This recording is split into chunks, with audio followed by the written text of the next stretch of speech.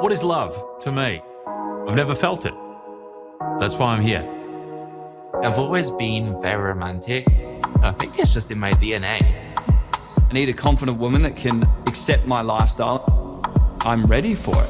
It was the summer of love. It was the summer of... Will you accept this rose? Would you accept this rose? Will you accept this rose? This rose? This rose? This rose? I reckon you're perfect. Thank you. Will you accept this rose? Unfortunately, I'm not going to accept this rose. I just thought I was the one making those decisions, but apparently not. I know we're here to find love, but I'm here to have fun as well. A whole lot of fun.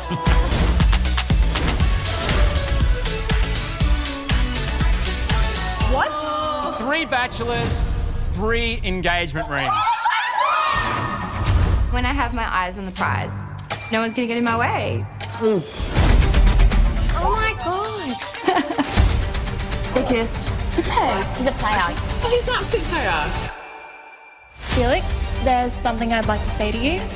She's seeing someone at the moment in an open relationship. I don't think I can accept the rose from you. Maybe I'm not with the right person. You're embarrassing yourself. Ladies. Oh my god. How can he not see that she's a sociopath?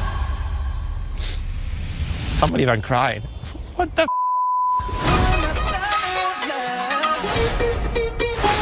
It was the summer of...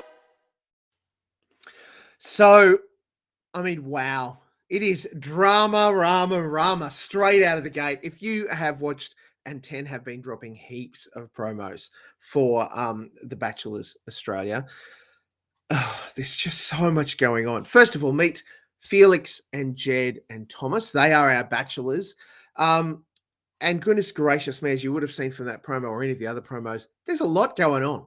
There is so much going on. First of all, Jed is our, let's call him our goth drummer. I don't even know that he is, but certainly the stylists have gone nuts on this season. They have really decided to play into things, and because Jed is the rock guy, he's the drummer, there's zippers and buckles and eyeliner and heaps. It's a lot.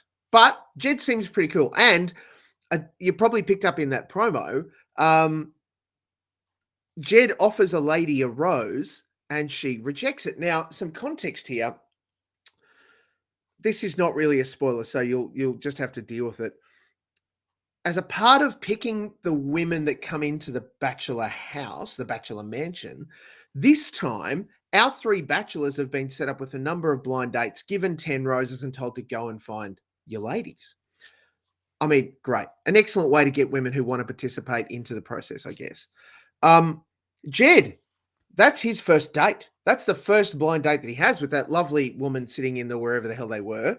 And he is smitten, offers her a rose, and she just rejects the shit out of him. It is amazing. Now, in and of itself, that's fine, except that Jed gets really butthurt. And for the subsequent probably 5 or 6 dates, he just isn't interested. And there's at least 2 or 3 women who I would have thought he would have been a great, kind of relationship person, or at least great for the franchise to come in, and they get cast aside just like old broken drumsticks. Like, it is.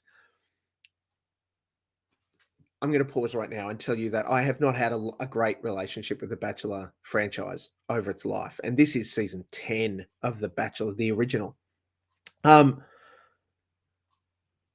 It's been enjoyable and I've loved watching, but there's also just been times where I go, oh my God, this is just, it's just horrible. This is, if you love, look at Schadenfreude 2.0, that's what this is. If you love seeing people get hurt, then the Bachelors is for you. Jed is our drummer. Thomas is our Italian grandfather. And they're dressing him quite well. And he's, the top button's done up. He's always wearing a tie in suit mode, and he seems lovely, and he's very connected to all sorts of spiritual things and doing great stuff. Fabulous. Well done. Thanks, Thomas.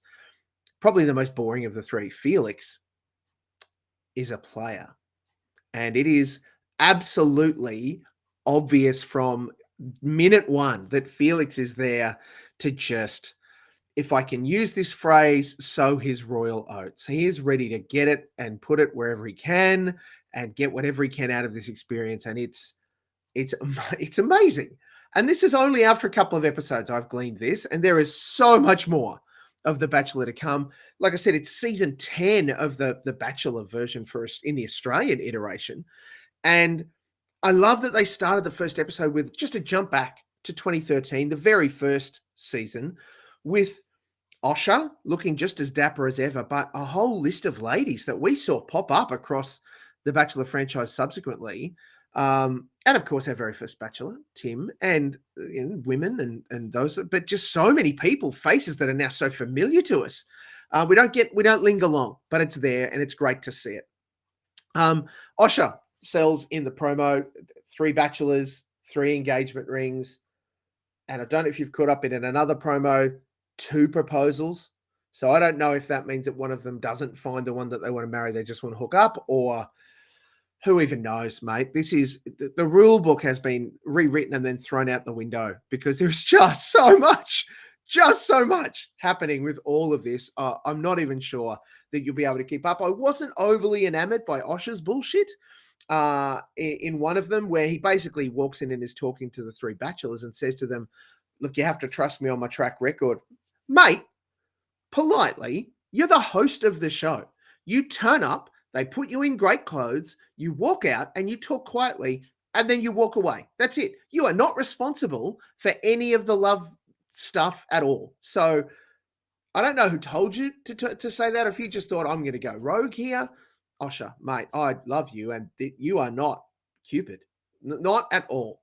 Don't lean on a record when frankly, after 10 seasons of The Bachelor, I think it's 7 seasons of The Bachelorette, and too many seasons of Bachelor in Outcast Paradise. 3. There are 3 whole relationships that have worked for the Bachelor franchise, and no, that's not a record. I mean, 3 in 20, 21 series? Sorry, guys. But I will offer that 10 seasons on, and we have seen Osher. He's the consistency for us across all of those shows. It's very clear that he's got his meds in order. He is as healthy as he has ever been. And the salt and pepper's kicking in, not just in the beard, but in the hair. And he's looking very, very schmick. So, Osher, I'm keen for more of you, and I'm keen for more of The Bachelors, believe it or not. I am torn because I love love, and that's what the show purports to sell us. And I love what this represents. However, we all know in a post-Unreal world that every part of The Bachelor, The Bachelors, is confected bullshit. Produced up the wazoo. We break the fourth wall a few times, even in the dates, even in the first couple of episodes. And it's revealed to us that there's not just a cameraman and a soundie. There's like 8 or 9 people watching these 2 people date. There's so much going on. I'm going to watch the shit out of this series, and I cannot believe that I'm committing to it. But I will offer a really smart move by 10 to drop this into summer, where unless you are a big tennis or a big cricket fan, there is nothing going on for you on television. You'd have to be leaning on streamers, which we will. I'll give you some good shows to watch in a minute. If you want to watch free-to-air television, from Monday, January 9th, The Bachelors is on 10 and on 10 Play, and you'll want to be checking it out because if nothing else, it's a great distraction. It is incredible, and full credit to 10. Great sizzle. On Monday night, the 9th of January, they are going to be delivering, I think it's about a 5 or 10 minute sizzle for The Last King of the Cross, a new drama series that's coming, I think, to 10, certainly to Paramount Plus. And it's about John Ibrahim. I think it's even Kyle Sandilands is behind the production of this. So you think Underbelly for 10. That's basically what this is. That's a nice little pickup, a nice hook on the back end. You may want to check that out, but absolutely hang around for the many, many thousands of episodes. Many. It'll have to be finished by January 30. But starting January 9, multiple nights a week, The Bachelors on 10 and 10 Play. Look, it's definitely Monday, Tuesday, Wednesday the first week. It could be 3 or 4 nights a week. Who even knows, man? But The Bachelors, 3 of them, about 1 million women in a house. There are too many details. I can't even keep track of who all the ladies are. It was tough enough when there was one bachelor. 30 women and 3 bachelors. I don't even know half of their names. But I'm definitely going to be watching it, as should you. The Bachelors on 10. Check it out. It's amazing.